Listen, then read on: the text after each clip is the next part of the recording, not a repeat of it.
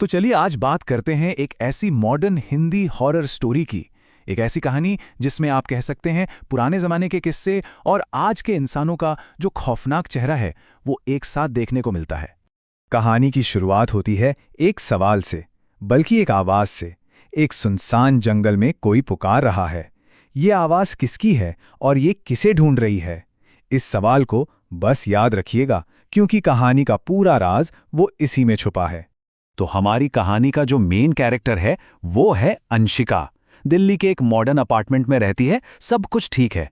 लेकिन अचानक उसे एक ऐसी डरावनी बीमारी हो जाती है जो किसी की समझ में ही नहीं आ रही।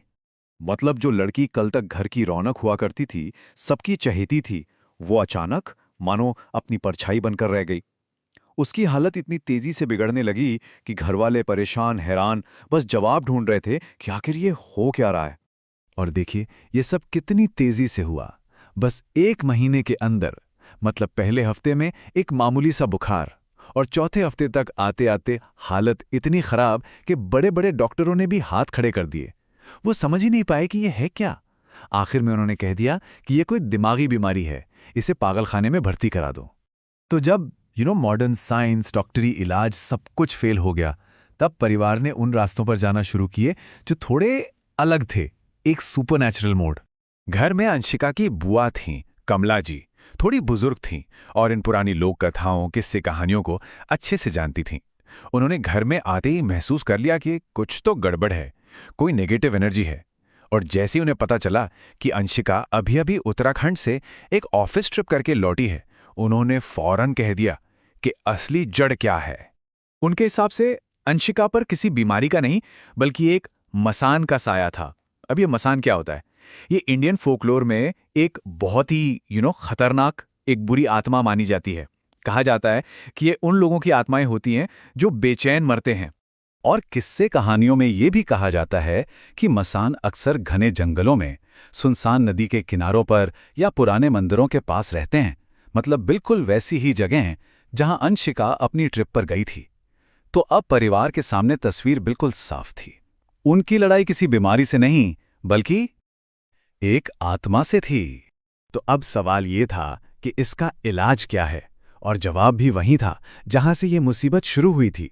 उन्हें बताया गया कि इसका इलाज सिर्फ और सिर्फ उत्तराखंड के पहाड़ों में ही मिल सकता है। ये सफर एक बुरे सपने जैसा था। अंशिका का बर्ताव रास्ते में और भी भयानक हो गया। वो गाड़ी में चीखती थी, कभी पागलों की तरह हंसने लगती, शीशे तोड़ने की कोशिश करती थी और बार बार एक ही बात फुसफुसाती, वो मुझसे बहुत नाराज है, वो मुझे अपने साथ ले जाएगा। ये लाइन, वो मुझे अपने साथ ले जाएगा, ये बहुत डरावनी बात थी। इससे साफ था कि जो भी चीज अंशिका के अंदर थी, वो उसे सिर्फ परेशान नहीं करना चाहती थी। उसका इरादा तो अंशिका की जान लेने का था, उसकी आत्मा पर कब्जा करने का था। काफी मुश्किलों के बाद वो लोग चमोली में एक बहुत पुराने सुनसान मंदिर में पहुंचे। ये एक ऐसी जगह थी जहां मसान देवता की पूजा होती थी।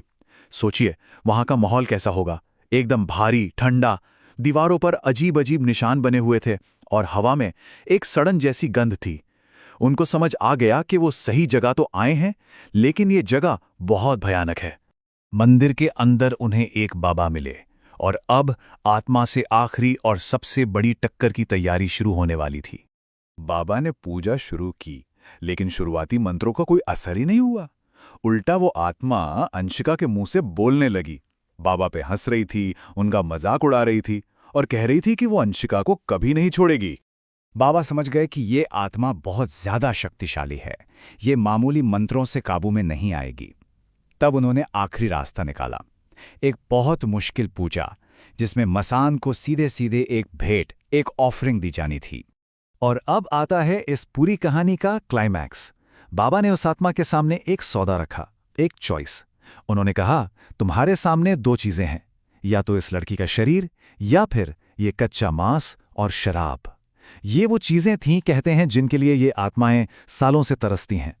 इसके बाद जो हुआ वो बहुत ही खौफनाक था। अंशिका, या कहिए उसके अंदर की आत्मा, उस मांस पर एक जंगली जानवर की तरह टूट पड़ी और उसे खाने के बाद वो वहीं बेहोश होकर गिर गई। और जब उसे होश आया तो सब कुछ नॉर्मल था। वो आत्मा जा चुकी थी, अंशिका आजाद थी।